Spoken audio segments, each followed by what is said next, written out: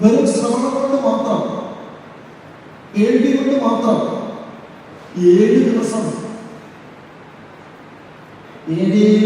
കൊണ്ട്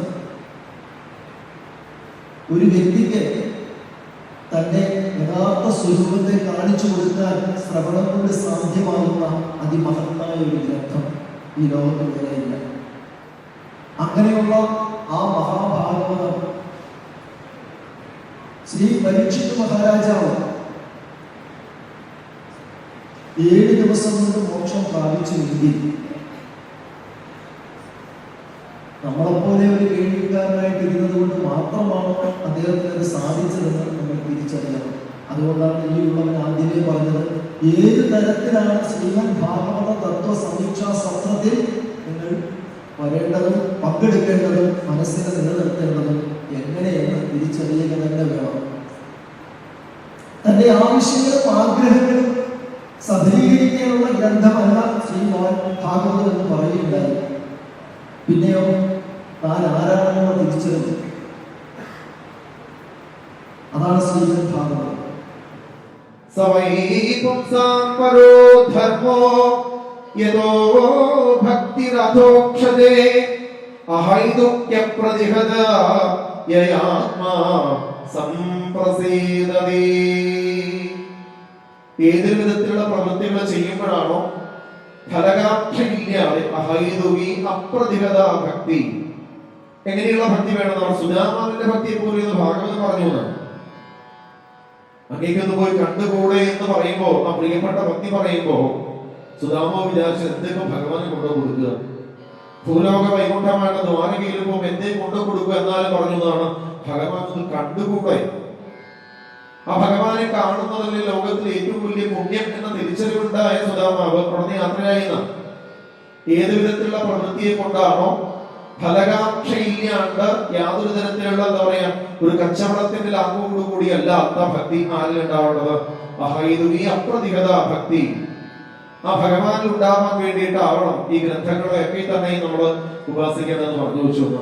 ഈശ്വരനാണ് ഏകമായിരിക്കുന്നതിനെ ഞാൻ കണ്ടാണ്. അങ്ങനെയുള്ളതായ അങ്ങയുടെ സ്വരൂപത്തെ എന്റെ മുന്നിൽ പ്രദർശിതമായിരിക്കുന്ന അവികൽപമായിരിക്കുന്ന ആനന്ദസ്വരൂപമായിരിക്കുന്ന ആ സ്വരൂപത്തെ ഞാൻ ആശ്രയിക്കുന്നു. എന്തിനാണ് ആശ്രയിക്കുന്നതെന്ന് പറയും. എന്തിനാണ്? പൂർവ്വകൽപ്പനകളിൽ ബ്രഹ്മ സൃഷ്ടി ചെയ്തിട്ടുണ്ട്. ഞാൻ ഓരോരോ കൽപ്പം കഴിയുമ്പോഴും ദീർഘമായ നിദ്ര കഴിയുമ്പോൾ ഓർമ്മയുണ്ടാകും. ഇതൊക്കെ അപ്പോൾ വീണ്ടും ഉപദേശിക്കാൻ നമ്മൾ അങ്ങനെയാണല്ലോ. നീണ്ട ഉറക്കം കഴിഞ്ഞ് വന്നു കഴിഞ്ഞാൽ പ്രത്യേകതയുടെ ഊഷ്ണീഭാവം മനസ്സിലാക്കുന്നത് അങ്കലാക്കുണ്ടാവും. അത് ബ്രഹ്മാനുണ്ടാകാൻ. അപ്പം അന്നേരം വിഷ്ണു ഉപദേശിക്കും. അങ്ങനെയാണ് ഘടന. അതുകൊണ്ടാണ് ഈ ബ്രഹ്മാവ് എന്ന് പറയുന്നത് ഞാൻ ഇത് അങ്ങനെ ആശ്രയിക്കുന്നു എന്ന് പറഞ്ഞു.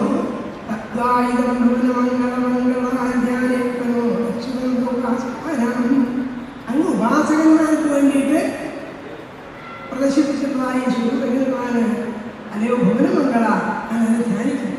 അപ്പോൾ മംഗളം കൊടുക്കുന്നതാണ്. മംഗളസ്വരൂപനായിരിക്കുന്ന അങ്ങനെ ഞാൻ ധ്യാനിക്കുന്നു.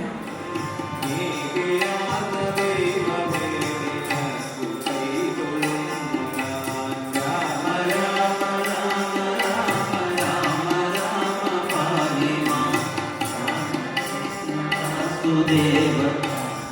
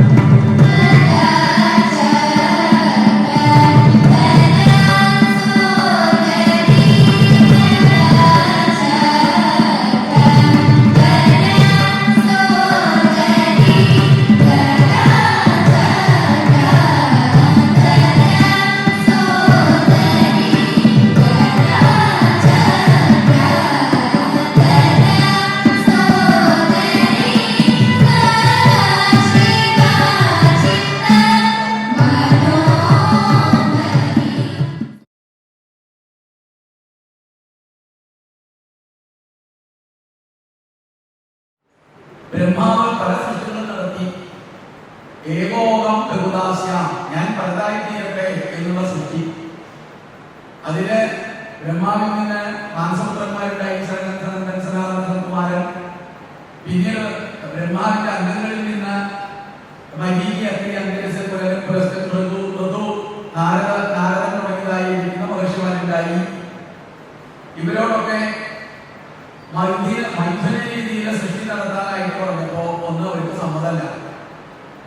അപ്പോഴാണ് ഏകോകം വിദാസ്യ, ഞാൻ രണ്ടായിട്ട് തീരട്ടെ എന്ന് ബ്രഹ്മാവ് സങ്കല്പിച്ചപ്പോഴാണ് അദ്ദേഹത്തിന്റെ ഇടതുഭാഗത്ത് നിന്ന് ശതരൂപാദേവി എന്ന് പറയുന്ന ഒരു സ്ത്രീയും വലതുഭാഗത്ത് നിന്ന് സ്വയംഭൂ എന്ന് പറയുന്ന ഒരു മനുവും ഉണ്ടായി. അദ്ദേഹത്തിന്റെ പരമ്പരയാണ് 5 കുട്ടികളുടെ ധാതുതി, ദേവകൂടി, പ്രസൂതി, പ്രിയവതൻ, ഉത്താരപാദൻ എന്നുള്ളതായിരിക്കുന്ന 5 മക്കളുടെ കഥ. അങ്ങനെ പറഞ്ഞ് അവസാനിപ്പിച്ചു. അതില് പ്രസൂതിയുടെ വംശങ്ങളൊക്കെ ധാരാളം വർണ്ണിക്കുന്നു. ഓരോരുത്തരുടെ വംശങ്ങളും പിന്നെ ധാരാളം വർണ്ണിക്കുന്നുണ്ട്.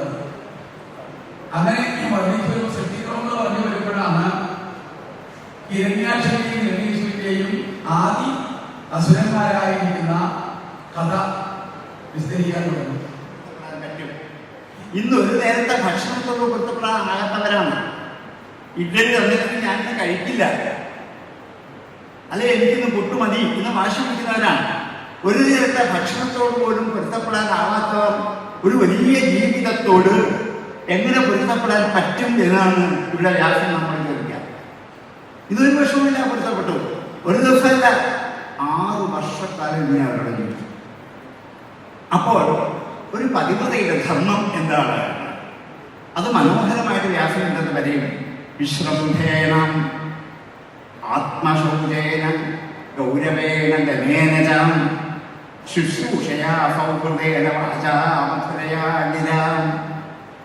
ഇങ്ങനെയാണ് ഒരു പത്നി, വിവാഹം കഴിച്ച പത്നി ആ ജീവിതത്തിലൂടെ ഇടപെടേണ്ടത്. വിശ്രംഭേണ, വിശ്വാസമാണ്. അപ്പോ സുനീതി എന്നുള്ള ഭാവത്തിന് ഏറ്റവും പ്രാധാന്യം ഭാഗവതം നൽകിയിരിക്കുന്നു.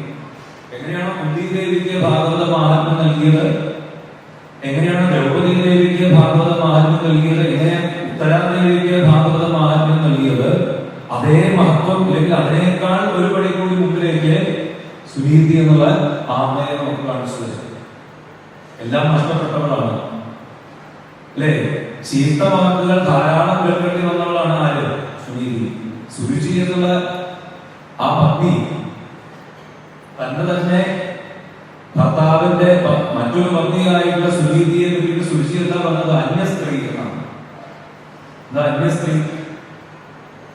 ഏതോ ഒരു അല്ലെ എവിടെയോ കിടക്കുന്നവൾ, അല്ലെങ്കിൽ ആരോ ആയിട്ട് ഒരു പരിചയവുമില്ലാത്ത, അല്ലെങ്കിൽ ഒരു ബന്ധവുമില്ലാത്ത, അല്ലെങ്കിൽ ഒന്നിനും കൊള്ളാത്തവരുകളായിക്കൊണ്ട് ആ സുരുചി വർണ്ണിച്ചവരാണ്. അതാണ് അന്യസ്ത്രീയുടെ നമുക്കുള്ള വാക്ക് ഇവരോട് പറയുന്നത് കേൾക്കാം.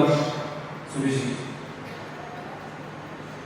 അപ്പൊ തന്നെ അച്ഛന്റെ മടിയിലൊന്ന് കയറിയിരിക്കാൻ ആഗ്രഹിച്ചു എന്നുള്ള പേരില് അതികഠിനമായിട്ടുള്ള വാക്കുകളെ കൊണ്ട് ആ സുരുചി ശകാരിക്കുന്ന ആ വാക്കുകളോട് കൂടിയിട്ടാണ് ധ്രുവചരിത്രത്തിലെ പ്രധാനമായിട്ടുള്ള രംഗത്തിലേക്ക് പ്രവേശിക്കുന്നത്. അങ്ങനെയുള്ള ലോകത്ത് എങ്ങനെയാണ് ജീവിക്കുക എന്നൊരു രൂപം ഉണ്ടാവണം. അനുഭവമാണ് എന്ത് പഠിക്കുന്നത്? ഈ ഭാഗവതവും ശാസ്ത്രങ്ങളൊക്കെ ഭാരതപരമായൊക്കെ പഠിക്കുന്നത് വലിയ ആശയത്തിലും അർത്ഥത്തിലും വേണം. എന്തിനെ നമുക്ക് സമീപിക്കാൻ, ഇതിനെയൊക്കെ സമീപിക്കും. ഏത് ശാസ്ത്രത്തിനെയും സമീപിക്കുന്ന അങ്ങനെ വേണം. ഇല്ലെങ്കിൽ എന്താ ഉണ്ടാവുക എന്നറിയില്ല. ഇപ്പൊ എല്ലാവരും കഴിയുന്ന ഇപ്പൊ എല്ലാവരും നോക്കാം. എന്തു സാധാരണ കഴിഞ്ഞു പോകുമ്പം ആളുകൾ തന്നെ എന്താർത്ഥം എനിക്ക് പ്രത്യേകിച്ച് മാറ്റം കേട്ടവണ് ഞാൻ ഇങ്ങനെ തന്നെ വരുന്നത്. അങ്ങനെ എന്താ വേണ്ടത്? അടുത്ത തവണ വരാൻ തോന്നരുത്. പുഷ്പത പറയില്ല, തോന്നരുത് ശതാർത്ഥം അങ്ങനെയല്ല. ഈ പറഞ്ഞതൊക്കെ ഇതിൽ ഇങ്ങനെ തിരിച്ചു നിൽക്കണം. പ്രവൃത്തിയിൽ ഇങ്ങനെ ഉണ്ടാവുന്നവേ നിരന്തരം ശാസ്ത്രാർത്ഥങ്ങൾ കേൾക്കണം. അങ്ങനെ പറയാനാണ് അങ്ങനെ പറയുന്നത്. രാമ രാമ രാമ രാമ രാമ രാമ ഭാഗ്യമാ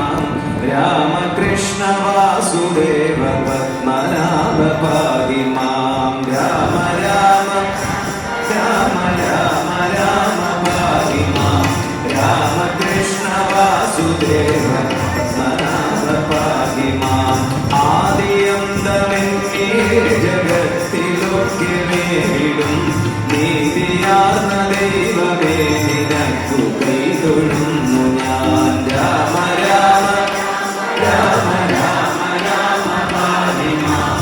രാമകൃഷ്ണ വാസുദേവ പത്മനാഭ പാഹി മാം. എണ്ണമറ്റ വണ്ണമീ ചരാചരങ്ങളൊക്കെയും നിന്നിൽ നിന്നു വന്നു നിന്നിൽ നിന്നടങ്ങിടുന്നതും കണ്ണന്റെ പുണ്യനാമവർണ്ണങ്ങൾ കർണത്തിൽ എന്നു കേൾക്കും ഞാൻ.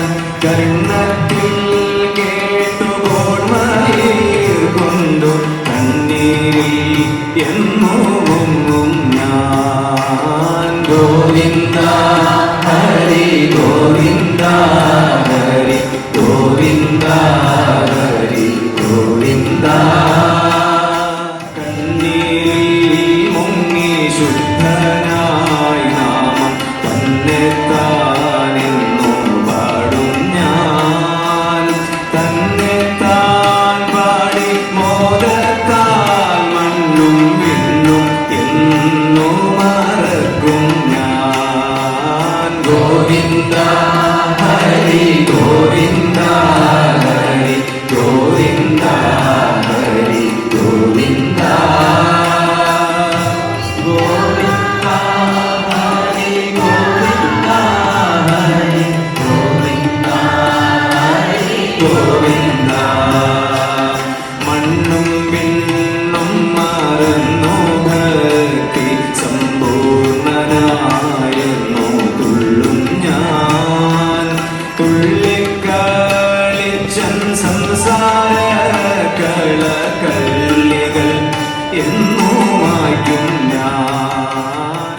നാരായണ നാരായണ നാരായണ നാരായണ നാരായണ നാരായണ രാധ ഗോവിന്ദ.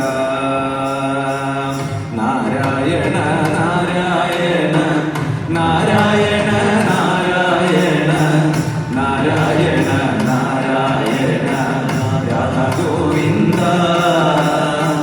നാരായണ നാരായണ നാരായണ നാരായണ നാരായണ നാരായണ രാധ ഗോവിന്ദ. ഭാഷാഭവി ചന്ദ്രമൗലി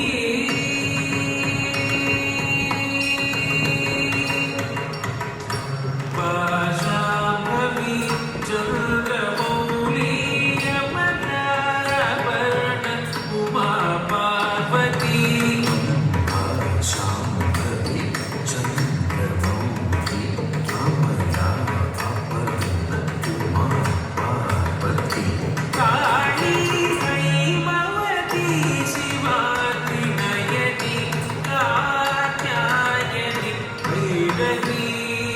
കാളി ഹൈമവതി ശിവാതി നയനി കാത്യായനി ഭൈരവി.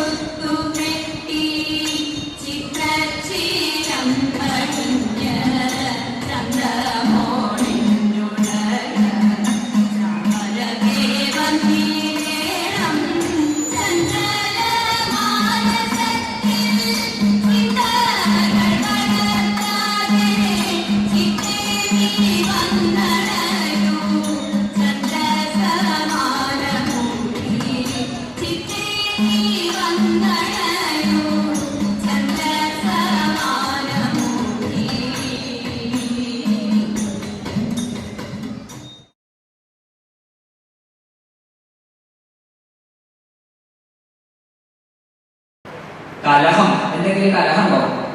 എനിക്ക് ആരോടും കലഹമില്ല, എൻ്റെ ആവശ്യമില്ല. എന്തെങ്കിലും ആഗ്രഹം ഉണ്ടാവും, ആഗ്രഹമില്ല. ജരാമരങ്ങൾ എന്നെ ബാധിക്കുകയുള്ളൂ. ജരാമരങ്ങളൊന്നും എന്നെ ബാധിക്കുന്നതല്ല. ഉറക്കം ഇതൊന്നും എന്നെ സംബന്ധിക്കുന്നതല്ല. നിദ്ര തുടങ്ങിയിട്ടുള്ള രതി, ഇതൊക്കെ ശരീരത്തെ മാത്രം സംബന്ധിക്കുന്നതാണ്. ദേഹേന ജാപസ്യ എന്നെ ബാധിക്കുന്ന വിഷയങ്ങളെ അല്ല, ഇതൊക്കെ ദേഹത്തെ സംബന്ധിക്കുന്നതാണ്.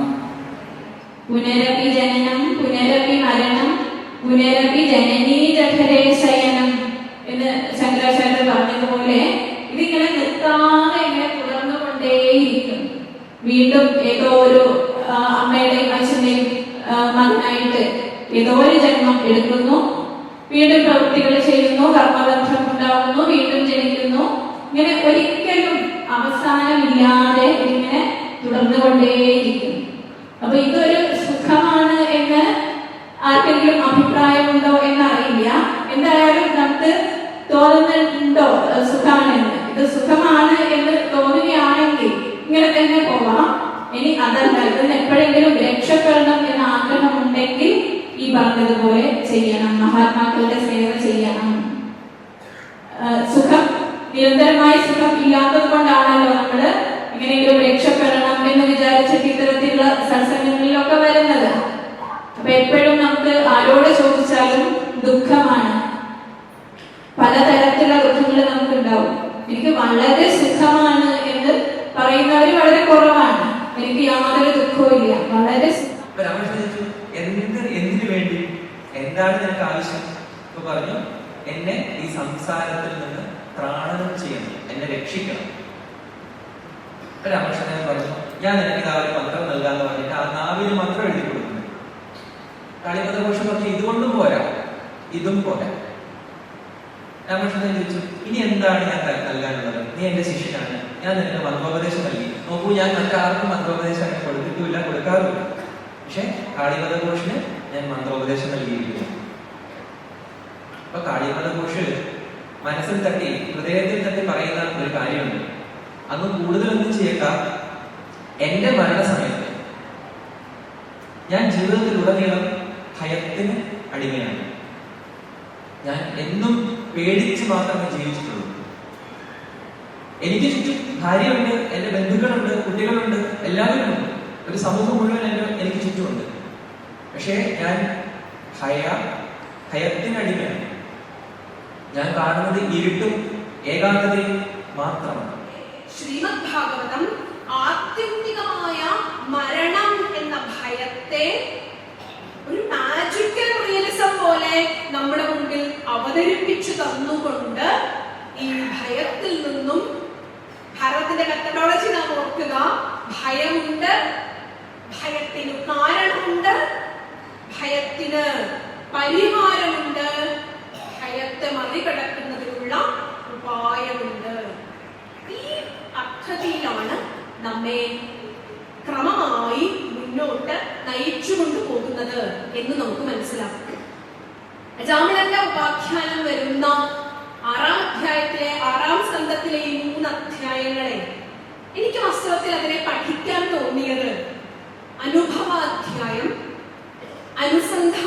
അധ്യായം, വിചാരാധ്യായം എന്ന 3 സാധ്യതകൾ വെച്ചുകൊണ്ടാണ്.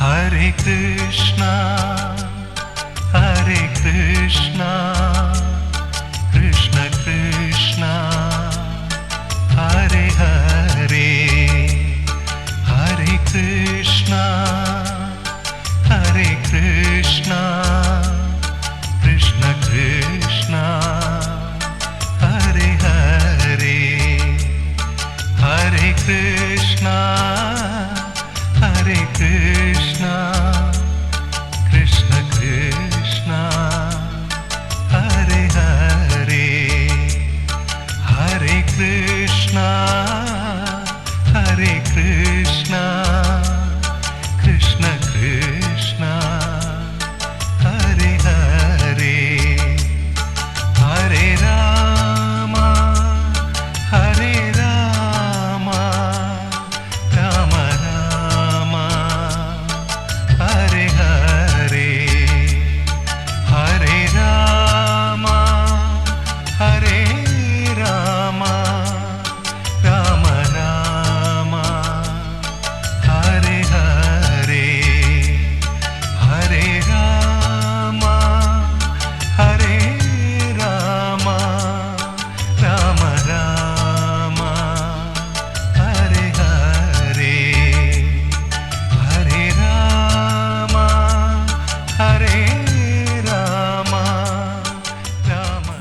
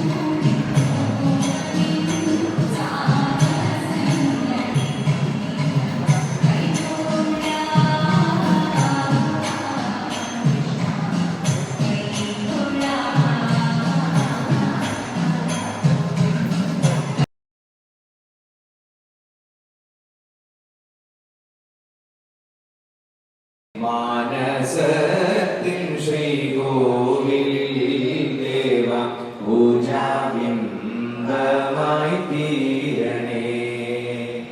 നൊന്തു പ്രാർത്ഥിക്കും നേരമേപ്പോഴും നെഞ്ചിൽ സാന്ത്വന കേകണേ. അക്ഷയാമൃത വാരിധി എന്നിൽ അറിവായെന്നും വീണങ്ങളേ. പൂർണ്ണസ്യ പൂർണ്ണമാദായ പൂർണ്ണമേവാവശിഷ്യത്തെ. നീ യമന്റെ ലോകത്തേക്ക് എന്തിനാ പോയത്? ഞങ്ങളുടെ ലോകത്തല്ലേ നീ നിൽക്കേണ്ടതെന്നൊക്കെ പറയുന്നുണ്ട്. വളരെ ഹൃദയസ്പർശിയായിട്ടുള്ള ആ പത്നിയുടെ വിലാപം വ്യാസഭഗവാൻ വർണ്ണിക്കുന്നുണ്ട്. അങ്ങനെ മാവിട്ട് നിലവിളിച്ച് ഒരു അസർപ്പക കഥകളിൽ പോലും സങ്കല്പിക്കാനാവാത്തത്ര അന്ധകാരമയമായ തലത്തിലേക്ക് ആ കൊട്ടാരം ഒറ്റ രാത്രി കൊണ്ട് വഴുതിരിക്കുന്നു. അതിന്റെ കോണുകളിലെല്ലാം ഇരുൾ വന്നടിഞ്ഞുപോയി. അനാഥമായ ഒരു ശ്മശാനം പോലെ ആ കൊട്ടാരം മാറി. രാജാവ് ഇരിക്കുന്നു. കുറച്ചു കാലം കഴിഞ്ഞപ്പോൾ 15-ാം അധ്യായത്തിലേക്ക് പ്രവേശിക്കുമ്പോൾ കാണാം, 2 പേര് അവിടേക്ക് വന്നു. ആ 2 പേര് വന്നിട്ട് രാജാവിനോട് പറഞ്ഞു, ഇവിടുത്തെ കാര്യങ്ങളൊക്കെ ഞങ്ങൾക്ക് അറിയാം, അങ്ങ് വിഷമിക്കരുത്, ഒരു കാരണവശാലും അങ്ങ് വിഷമിക്കാൻ പാടില്ല. കാരണം ദേഹവും ദേഹിയും ആത്മാവും അതിൻ്റെ ഭിന്നാവസ്ഥകളും പ്രകൃതിയുടെ സങ്കല്പങ്ങളാണ്. ഭാവി അതുപോലെ തന്നെ ഭൂതം വർത്തമാനം ഇതൊക്കെ ആപേക്ഷികമായ കാര്യങ്ങളാണ്. ജീവാത്മാവ് എന്ന് പറഞ്ഞിട്ടൊരു സാധനമുണ്ട്, പരമാത്മാവ് എന്ന് പറഞ്ഞിട്ടൊരു സാധനമുണ്ട്. ഇതൊന്നും നമ്മുടെ കയ്യിലുള്ളതല്ല. അതിൻ്റെ ഗതികൾ നമ്മളാൽ നിയന്ത്രിക്കാൻ പറ്റുന്നതല്ല. വ്യാവഹാരിക സത്തയെക്കുറിച്ച് പഠിക്കൂ, പാരമാർത്ഥിക സത്തയെക്കുറിച്ച് പഠിക്കൂ എന്ന് പറഞ്ഞിട്ടൊരു പ്രഭാഷണം നടത്തി. എന്തെങ്കിലും മനസ്സിലായോ? ഇല്ല. ഇതന്നെ അവസ്ഥ. അപ്പോഴാണ് അപ്പുറത്തെ സൈഡില് ഇതേ ഹിരണ്യകശിപുവിന്റെ ഇളയ മകനായ ഒരു പ്രഹ്ലാദനെ കാണിച്ചു തരുന്നത്. ഇത്ര രസമായിട്ട് ആ പ്രഹ്ലാദിന്റെ ഗുണങ്ങൾ പറഞ്ഞു തരാനാണ്. 14 ലോകങ്ങളെയും അടക്കി ഭരിക്കുന്ന ഹിരണ്യകശിപുവിന്റെ ഇളയ മകനായിട്ട് പോലും മാനസ്തംഭ വിവർജിത, വലിയ അഹങ്കാരമൊന്നും ഉണ്ടായിരുന്നില്ല. ഈ വരി പറയുമ്പോൾ എപ്പോഴും ആലോചിക്കാറുള്ളത്, 14 ലോകങ്ങളെ അടക്കി ഭരിച്ചിട്ടില്ലെങ്കിലും ഒരു പഞ്ചായത്തിന് കീഴിലുള്ള ഏതോ ഒരു വാർഡ് അടക്കി ഭരിക്കുന്ന ഒരാളുടെ ഇളയ മകനുണ്ടാവുന്ന ഒരു ചാട് ആലോചിച്ചു. ഇനി അതില്ലെങ്കിൽ പോലും എന്തോ ഒരു രീതിയിൽ എവിടെയോ കുറച്ച് ഫോൾട്ടുള്ള ഒരാളുടെ ഇളയ മകനായുള്ള ചാട് ആലോചിച്ചു. ഇളയ മകനാണ്, ഇളയ മകനോട് വാത്സല്യത്തിന് കൂട്ടി. പക്ഷെ ഇത്രയും വലിയൊരു ഹിരണ്യകശിപുവിന്റെ ഇളയ മകനായിട്ട് പോലും അതിൻ്റെ ഒരു ഭാവം കാണിക്കാതെ നല്ല പ്രഹ്ലാദനെയാണ് പറഞ്ഞത്. വാശി പിടിക്കാത്ത പ്രഹ്ലാദനാണ്. ആരെങ്കിലുമൊക്കെ ജീവിതത്തിൽ വിഷമിക്കണത് കണ്ടാൽ വാശി കുറച്ചാൽ മതിയോ, വിഷമം ഉണ്ടാവില്ല, നമ്മളൊക്കെ സന്തോഷമായിട്ട് ഇരിക്കാനാണ് ജീവിതം തന്നിരിക്കുന്നത് എന്ന് പറഞ്ഞു കൊടുക്കുന്ന ഒരു പ്രഹ്ലാദൻ. ഇവിടെ നടക്കുന്ന ഭാഗവത തത്വ സമീക്ഷ സത്രമാണ്. ഈ തത്വവിചാരം എന്ന് പറയുന്ന ഒന്ന് ഇവിടെ സ്ഥാനമുണ്ട്. ഇത് ഭാഗവത കഥകൾ പറയുകയല്ല. ഇവിടെ വാനപ്രസ്ഥൻ ഒരു 12 അല്ലെങ്കിൽ 8, 4, 2 വർഷം വനത്തിൽ കഴിയുക എന്നൊക്കെ കഴിഞ്ഞു കൂടണമെന്നൊക്കെ പറയുമ്പോൾ തന്റെ പൂജാതി കർമ്മങ്ങളെ താൻ ചെയ്യുന്ന പൂജയും കർമ്മങ്ങളും വ്രതങ്ങളും എല്ലാം അത് സ്വാത്മാവിൽ, തന്റെ ആത്മാവിൽ തന്നെ സമർപ്പിച്ച്, തന്റെ അന്തരാത്മാവിലുള്ള ഭഗവാനിൽ സമർപ്പിച്ച്, സ്വശരീരത്തിലും എന്റെ ഈ ശരീരത്തിലും ഭാര്യയുടെയും പുത്രന്മാരുടെയും ഭർത്താവിന്റെയും ഒക്കെ ശരീരങ്ങളിലും ഞാനെന്നും എന്റേതെന്നുമുള്ള ഭാവത്തെ തീർത്ത് ഉപേക്ഷിക്കണം. സാധ്യമായ കാര്യമല്ല. പിന്നെ ഞാൻ പറയുന്നത് സാധ്യമല്ലാത്തത് എന്തൊരു ഉപദേശിക്കണം. എന്റെ ഭാര്യ അല്ല എന്ന് വിചാരിക്കാൻ പറ്റുമോ? കല്യാണം കഴിച്ചുകൊണ്ട് വന്ന ആ സമയത്തൊക്കെ ആണെങ്കിൽ ഒരു ഏതാണ്ട് ഒറ്റാനും പോലെയാണ് ഇതര ഭർത്താക്കന്മാർ കൂടെ നടക്കുന്നത്. ആരെല്ലാം തുടരുന്നത് ഇതൊക്കെ സാമ്യങ്ങളെ ശ്രദ്ധിക്കുന്നത് വിചാരിക്കാൻ നമ്മുടെ സമൂഹത്തിൽ ജീവിക്കുമ്പോൾ കണ്ടുപോകുന്നതാണ് ഇതൊക്കെ.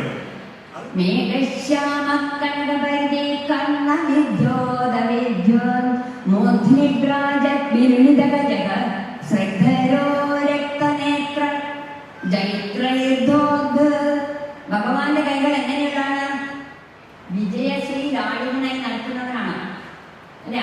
അഭയസ്ഥിതനാണെന്ന് പറഞ്ഞു. എല്ലാവർക്കും അഭയം നൽകുന്ന കൈകളാണ്. ജഗതഭയതേ, ഈ ലോകത്തിനെല്ലാം അഭയഹസ്തപ്രദനാണ്.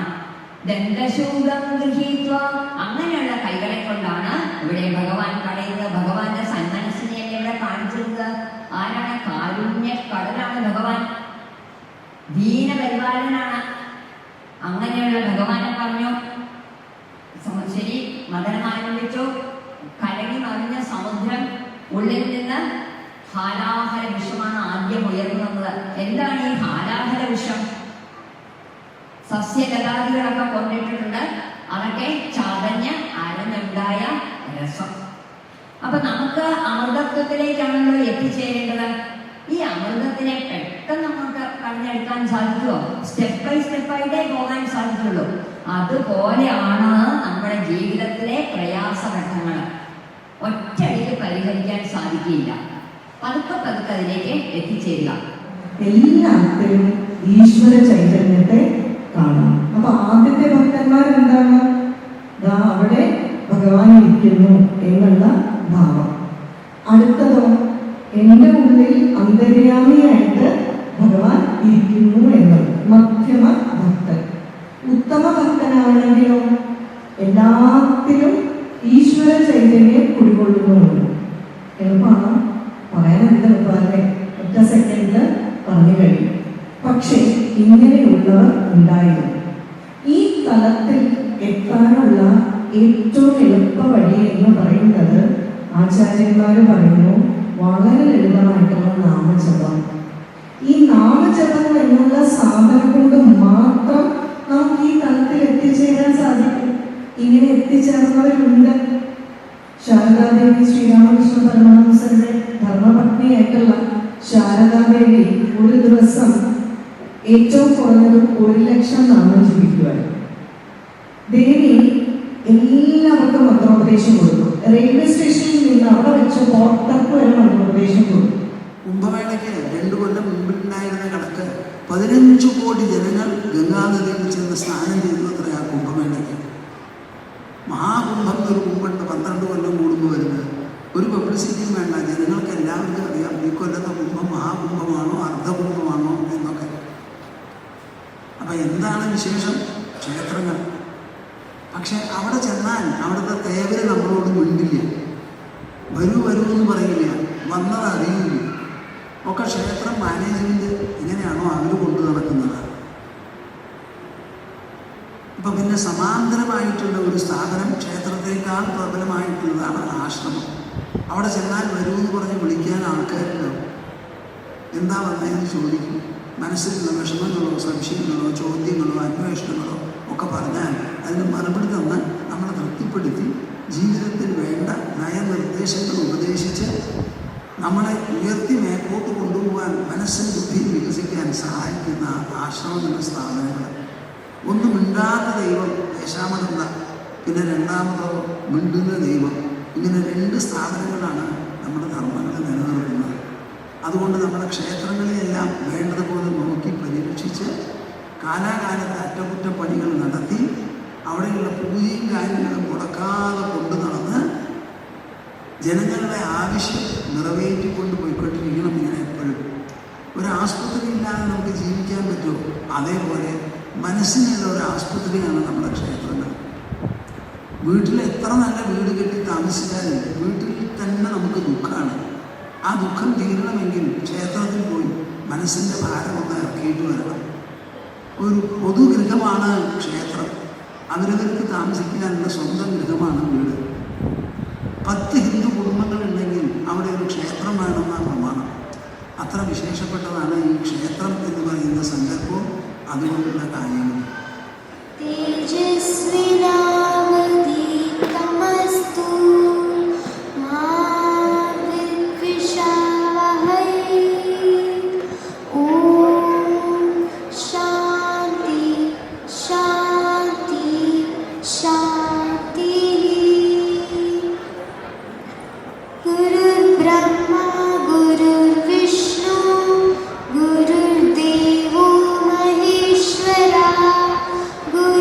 साक्षात्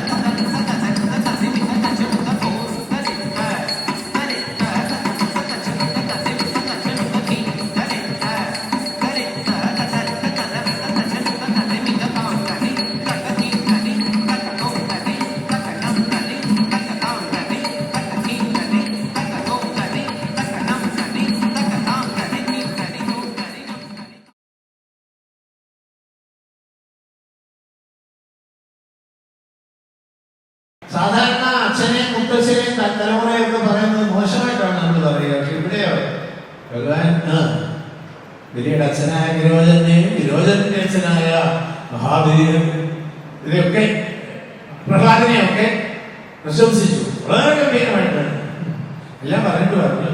പക്ഷേ ഇത്രയൊക്കെ പരാക്രമികളൊക്കെ ആണെങ്കിലും എനിക്ക് ഞാൻ ചോദിച്ച എനിക്ക് 3 അടി, എന്റെ കാലിന് 3 അടി സമാധാനം മുഴുവൻ പറയാൻ സമയം എല്ലാം പറഞ്ഞു. പദാനി ത്രീണി ദൈത്യേന്ദ്ര സംവിധാനി പദാനി, എനിക്ക് 3.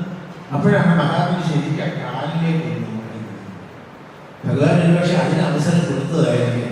നാഹത്തേവാദമൂലം നിത്യം യുദ്ധസ്ഥിതമേ എന്ന് വലിയെ കൊണ്ട് പറയിപ്പിക്കാനായിരിക്കും. അപ്പോഴാണ് അത് കാല് നോക്കുമ്പോൾ ഇത്രയുള്ള കാല്, അയ്യേ ഈ കാലിന് 3 അടി ആവുന്നിടത്ത് എന്ത് ചെയ്യാൻ സാരമില്ല. കണ്ടാലും കുട്ടിയാണ്, ചോദ്യത്തിലും കുട്ടിത്തമാണ്, സാരമില്ല, 1 more chance.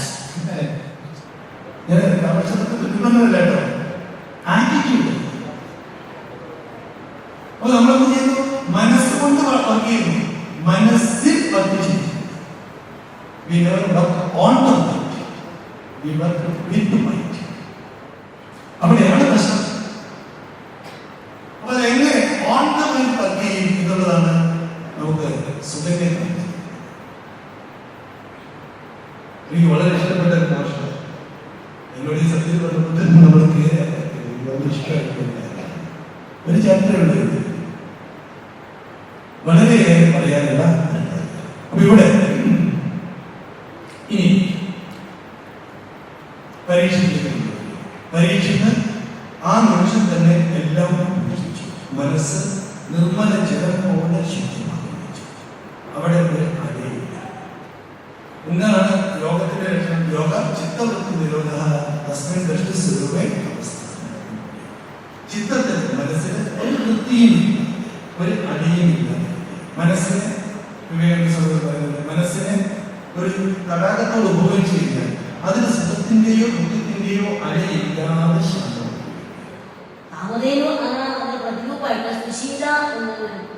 ഒരു പശുക്കുട്ടിയെ ആശ്രമത്തിൽ കൊണ്ട് നിർത്തിയിട്ടുണ്ടായിരുന്നു. അങ്ങനെ ഈ നായാട്ട് കഴിഞ്ഞ് മഹർഷിയുടെ ആശ്രമത്തിലേക്ക് കാർത്തവീരാജന് വരണം. അപ്പൊ വന്നപ്പോ ഈ ജമദഗ്നി മഹർഷി രാജകീയമായിട്ടാണ് നിർത്തിയിരിക്കുന്നത്. സ്വർണ്ണപാത്രത്തില് രാജാവിന്റെ ഭക്ഷണം, മറ്റേ കുതിരകൾക്ക് അവരുടെ ഭക്ഷണം, വൃത്യന്മാർക്ക് അവരുടെ രീതിയിലുള്ള ഭക്ഷണം, ഇങ്ങനെ എല്ലാ തരത്തിലുള്ള ഭക്ഷണവും വേണ്ട രീതിയിൽ അവർ സൽക്കരിച്ചു. അപ്പൊ രാജാവ് ചോദിച്ചു, അങ്ങക്ക് എങ്ങനെയാണ് ഇങ്ങനെയൊക്കെ സൽക്കരിക്കാൻ സാധിച്ചത്? അപ്പൊ ജമദഗ്നി സത്യം പറഞ്ഞു, എന്റെ ആശ്രമത്തില് കാമധേനുവിന്റെ പുത്രി, കാമധേനു അവന്റെ പുത്രിയില്ല, ആ കാമധേന അനുഗ്രഹം കൊണ്ടാണ് നമുക്ക് ഇതൊക്കെ സാധിച്ചത്. അങ്ങനെ രാജാവ് അങ്ങനെ പോയി. എന്നാൽ അവിടെ ചെന്നപ്പോഴോ ദുർമന്ത്രി ദുഷ്ടനായിട്ടുള്ള മന്ത്രി പറഞ്ഞു, ഈ മഹരുടെ ആശ്രമത്തിലൊക്കെ ഉണ്ടല്ലോ രാജാവിന് അവകാശപ്പെട്ടതാ. അപ്പൊ ഇദ്ദേഹം കുറച്ചൊക്കെ നല്ല സ്വഭാവം കൂടിയാണ്, ഇത് വാസുദേവാംശനും കൂടിയാണെന്ന് പറഞ്ഞല്ലോ. അതുകൊണ്ട് അത്ര ദുഷ്ടനൊന്നുമല്ല കാർത്തികേയന്. എന്നാൽ ദുർമന്ത്രി ദുഷ്ടനായ മന്ത്രിയുടെ വാക്കുകൊണ്ട് ആ ശരിയും തോന്നി. ഈ പ്രകൃതിയിലുള്ള സകലതും തന്നെ മോഹിപ്പിക്കുവാൻ വേണ്ടിയിട്ടുള്ളതാണ്, തന്നെ വശീകരിക്കാൻ വേണ്ടിയിട്ടുള്ളതാണ്. പരമമായിരിക്കുന്ന സത്യത്തിൽ നിന്ന് തന്നെ അകറ്റിക്കൊണ്ടുപോകുവാൻ വേണ്ടിയിട്ടുള്ളതാണ്. വിഷയങ്ങളുടെ പിന്നാലെ പോകുന്ന ഞാന് നശിച്ചു പോകും. നമ്മള് ഗുരുഗീത പഠിച്ചിട്ടുണ്ട്.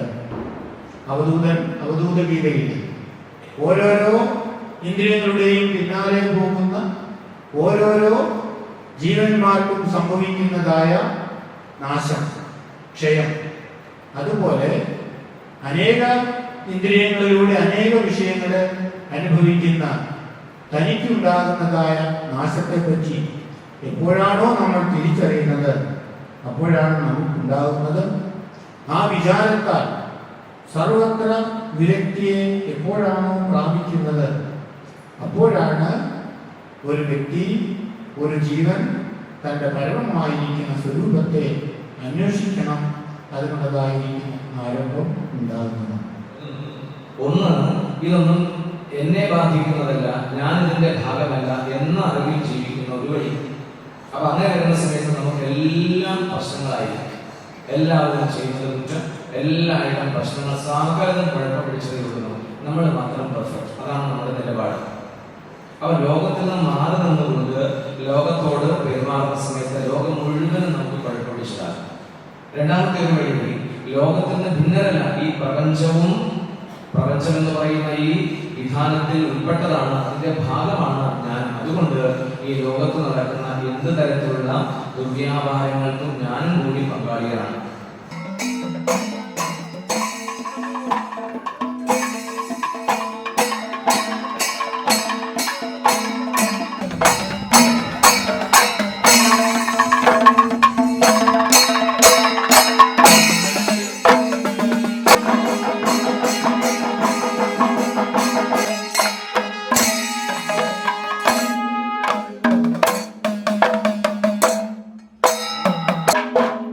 Thank you.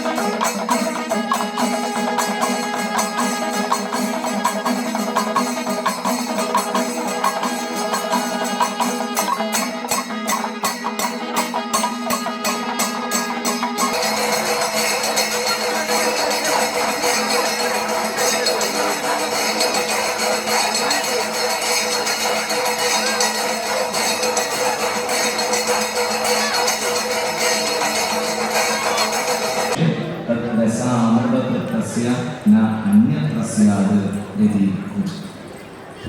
പിന്നെ ഒരു കോലാഹലങ്ങളിലും എൻ്റെ മനസ്സ് വ്യാപരിക്കുക. സ്വച്ഛസുന്ദരമായ ശാന്തമായ ഉള്ള അനുഭവത്തിൽ അമർന്ന് അലിഞ്ഞ് ആയിത്തീരാനുള്ള ആ ഒരു പരിശ്രമത്തിൽ സ്വയം ജീവിതം സമർപ്പിച്ച് മുന്നോട്ട് പോകുന്ന സമയത്ത് കൃഷ്ണ അനുഗ്രഹം എന്നത് സഫലമായി. ഹരേ രാമ രാമ രാമ ഹരേ ഹരേ, ഹരേ കൃഷ്ണ കൃഷ്ണ കൃഷ്ണ ഹരേ ഹരേ.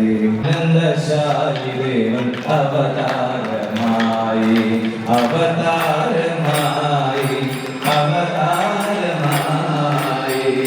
ആനന്ദശാലി ദേവൻ അവതാരമായി അവതാരമായി അവതാരമായി. ആനന്ദശാലി ദേവൻ അവതാരമായി. ദക്ഷിണായന കാലേ ചിഹ്നമാസമതി ഭക്തവത്സലൻ കൃഷ്ണനവതാരമായി. ദക്ഷിണായന കാലേ ചിഹ്നമാസമതി ഭക്തവത്സലൻ കൃഷ്ണനവതാരമായി. ജനഘരനായി ശിഷ്ടജനപാലകനായ ഇഷ്ടവേശനായ കണ്ണനവതാരമായി. ദുഷ്ടജനഘരനായി ശിഷ്ടജനപാലകനായി ഇഷ്ടവേശനായ കണ്ണനവതാരമായി. തോം തദഗതിമി തോം തദഗതിമി കണ്ണാനി വാവാ. തോം തദഗതിമി തോം തദഗതിമി കണ്ണാനി വാവാ. തോം തദഗതിമി തോം തദഗതിമി കണ്ണാനി വാവാ. തോം തദഗതിമി തോം തദഗതിമി കണ്ണാനി വാവാ. ആനന്ദ നടനമാടി കണ്ണാനി വാവാ. ആനന്ദ നടനമാടി കണ്ണാനി വാവാ. ആനന്ദം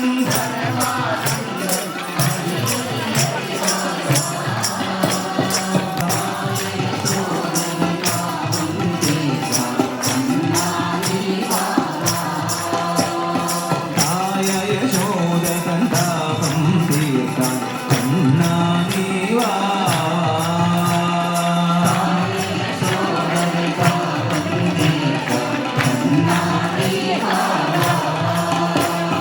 തോം തദഗതിമി തോം തദഗതിമി കണ്ണാനി വാവാ. തോം തദഗതിമി തോം തദഗതിമി കണ്ണാനി വാവാ.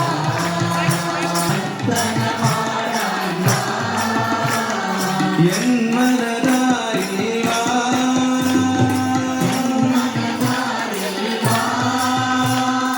എൻ മനതാരിൽ വാ. എൻ മനതാരിൽ വാ. കണ്ണാനി വാവാ. കണ്ണാനി വാവാ. ഉണ്ണി നീ വാവാ. ഉണ്ണി നീ വാവാ. തോം തദഗതിമി തോം തദഗതിമി കണ്ണാനി വാവാ. കണ്ണാനി വാവാ. കണ്ണാനി വാവാ. കണ്ണാനി വാവാ. കണ്ണാനി വാവാ.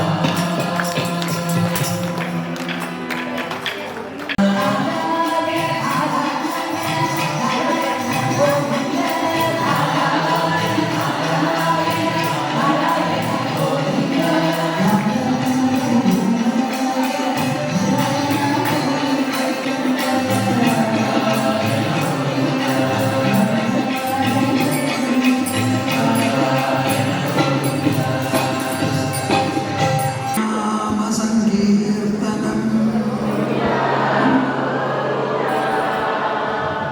നമഃ പാർവതീപതയേ.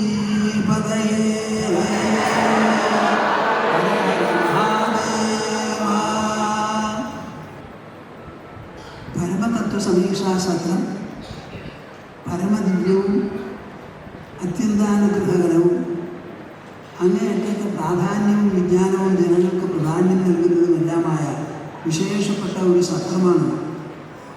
ഇത് നാം ചർച്ച ചെയ്യുന്നത് ശ്രീമദ് ഭാഗവതം ആദ്യത്തെ ശ്ലോകത്തിലും 12ാം സ്കന്ധത്തിലും പറയുന്ന സത്യം പരം ധീമഹി എന്ന് പറയുന്ന 3 വാക്കുകളാണ്. അതാണ് നമ്മുടെ പരമതത്വ സമീക്ഷാ സത്രം എന്ന് പ്രത്യേകിച്ച് വിശേഷിപ്പിക്കാൻ കാരണം. സത്യം സത്യം എന്ന് പറഞ്ഞാൽ പൊളി പറയാതെ ഇരിക്കൽ മാത്രമാണെന്നാണ് സാധാരണ എല്ലാവരും ധരിച്ചു വെച്ചിരിക്കുന്നത്. സത്യം എന്ന് പറഞ്ഞാൽ സത്തായിട്ടുള്ളത് എന്നർത്ഥം. എന്താ ഈ സത്തായിട്ടുള്ളത്? ഭൂതകാലത്തിലും വർത്തമാനത്തിലും ഭാവിയിലും ഒരുപോലെ പരിവർത്തനമില്ലാതെ അതിൻ്റെ ഗുണവിശേഷങ്ങൾ പ്രകടമാക്കിക്കൊണ്ട് പരിലസിക്കുന്നതായ പരിലസനം എന്തുണ്ടോ അതാണ് വാസ്തവത്തിൽ സത്യം. എന്നാൽ അങ്ങനെ ഒരു സത്യത്തിൻ്റെ സ്ഥാനം നമ്മുടെ ദേഹമടക്കമുള്ള ഈ ദൃശ്യപ്രപഞ്ചത്തിന് നമുക്ക് കൽപ്പിച്ചു കൊടുക്കാൻ പറ്റില്ല. കാരണം പരിവർത്തന സ്വഭാവമാണ് പ്രകൃതിക്ക്. പ്രകൃതിയുടെ വിലാസമാണല്ലോ ഈ ദൃശ്യപ്രപഞ്ചം മുഴുവനും. ഇതിലുള്ളതെല്ലാം കൂടി പഞ്ചഭൂതങ്ങളാണ്. ആ പഞ്ചഭൂതങ്ങളിൽ ഖരമായ ഭൂമി, ദ്രവമായ വെള്ളം, വാതമായ വായു, ചൂടും പ്രകാശവും നൽകുന്ന അഗ്നി, അതിനുശേഷം ഒരു ഗുണമോ മണമോ വിശേഷമോ ഒന്നുമില്ലാതെ എല്ലാ ദിക്കിലും വ്യാപിച്ചു കിടക്കുന്ന ഏറ്റവും സൂക്ഷ്മമായിരിക്കുന്ന ആകാശം. അതിനെ കണ്ട് മനസ്സിലാക്കാനോ പരിശോധിക്കാനോ പരീക്ഷണം നടത്താനോ ഒന്നും അനുവദിക്കാത്തതായ വിശേഷപ്പെട്ട ഒരു വ്യാപ്തി വിശേഷമാണ് ഈ ആകാശം എന്ന് പറയുന്നത്. ഇതിങ്ങനെയൊക്കെ ആണെങ്കിലും ഈ 5 എണ്ണവും ജഡങ്ങളാണ്. ജഡം അതിനെ തൊട്ടാൽ അതിനറിയില്ല, അതിനെന്തെങ്കിലും ഉണർവ് രചിക്കാൻ പറ്റില്ല, അനുഭവങ്ങൾ ഉണ്ടാക്കാനും സാധിക്കില്ല. അങ്ങനെ പഞ്ചഭൂതങ്ങൾ കൊണ്ടുണ്ടായ ഈ പ്രപഞ്ചം മുഴുവനും ദ്രവ്യപ്രപഞ്ചം എങ്ങനെയാണ് സത്യമാവുക? അതിനെന്താ ഒരു ശക്തി സ്വയമായിട്ട് ഒന്നും തന്നെയില്ല. മാറ്ററും എനർജിയും കൂടി ചേർത്തതാണ് ഈ കാണുന്നത് മുഴുവനും. മാറ്ററും എനർജിയും ഇന്റർ കൺവെർട്ടിബിളാണ്, പരസ്പരം ഒന്ന് മറ്റൊന്നായി മാറുന്നതാണ് എന്ന് ഒഴിച്ചാൽ പിന്നെ ഈ ദ്രവ്യപ്രപഞ്ചത്തിൽ ഒന്നിനും സ്ഥായിയായ ഒരു ഭാവമില്ല. ഒന്ന് മറ്റൊന്നായി തീർന്നു എന്ന് പറയുമ്പോൾ തന്നെ സത്യലംഘനം വരുന്നു. സത്യം എന്ന് പറഞ്ഞാൽ എല്ലാ കാലത്തും ഒരുപോലെ സത്തായി തന്നെ പരിലസിക്കണം എന്നാണ് അർത്ഥം. അപ്പോൾ ഈ പ്രപഞ്ചം നമ്മുടെ ശരീരമടക്കം സത്യമല്ലെങ്കിൽ പിന്നെ സത്യം എന്താണെന്നൊരു ചോദ്യം മനുഷ്യന് ജീവിക്കാതെ കഴിയില്ല. നാം ചോറും ഉപ്പുമൊക്കെ കഴിച്ച് ജീവിക്കുന്നുണ്ടെങ്കിൽ നമുക്കൊരു ശിരസ് അതിന് തലച്ചോറും ഉണ്ടെന്നുണ്ടെങ്കിൽ നമുക്ക് ഈ അന്വേഷണം ഒഴിച്ചു നിർത്താൻ പറ്റില്ല. എൻ്റെ ദേഹമടക്കം പരിവർത്തനശീലമുള്ളതാണ്. പഞ്ചഭൂതങ്ങളും പാഞ്ചഭൗതിക പ്രപഞ്ചവും പരിവർത്തനപ്പെട്ടുകൊണ്ടിരിക്കുന്നു. അങ്ങനെ വരുമ്പോൾ പരിവർത്തനപ്പെടാത്ത ഒരു സത്യം എവിടെയാണ്? ഈ കാണുന്നതിനൊക്കെ അപ്പുറത്തുള്ളതാണ്. അപ്പുറം എന്നുള്ള വാക്കിന് എന്താ അർത്ഥം? നമ്മുടെ ഇന്ദ്രിയങ്ങൾക്ക് മുൻപിൽ ബാഹ്യലോകം മുഴുവനും ദൃശ്യമാണ്. ഇത് ദൃശ്യപ്രപഞ്ചത്തിന് അതീതം എന്ന് പറയുമ്പോൾ അത് നമ്മുടെ ശരീരത്തിൻ്റെ ഉള്ളിലുള്ളതാണെന്ന് നിങ്ങൾ എല്ലാവരും പ്രത്യേകം മനസ്സിലാക്കണം. ദ്രവ്യത്തിനും ഊർജത്തിനും അതീതം എന്ന് പറഞ്ഞാൽ അതിൻ്റെ സ്ഥാനം ഈ ബാഹ്യപ്രപഞ്ചത്തിലല്ല, ശരീരത്തിൻ്റെ ഉള്ളിലാണ്. എന്താ ഈ ശരീരത്തിൻ്റെ ഉള്ള് എന്ന് പറയുന്നത്? ഈ ലോകത്തെ നോക്കിക്കാണുന്നത് നമ്മളാണ്. കാണപ്പെടുന്ന ഈ ലോകം സത്യമല്ലെങ്കിൽ പിന്നെ സത്യമാകാനുള്ളത് കാണുന്ന നാം മാത്രമാണ്. നിങ്ങൾക്ക് മനസ്സിലാവുന്നുണ്ടോ ഞാൻ പറയുന്നത്? If the seen and the visible world, together with all the products and factors it has, the entire world of Panchabhutas is not actually the supreme truth, then what else can it be? It should be beyond the visible world. To be beyond means not to be external, but within our own body. നമ്മുടെ ശരീരത്തിൻ്റെ ഉള്ളിൽ അങ്ങനെ ഒന്നുണ്ടോ എന്ന് ചോദിച്ചാൽ ഉണ്ട്. This world is actually seen by us. We are the seer and the world is seen.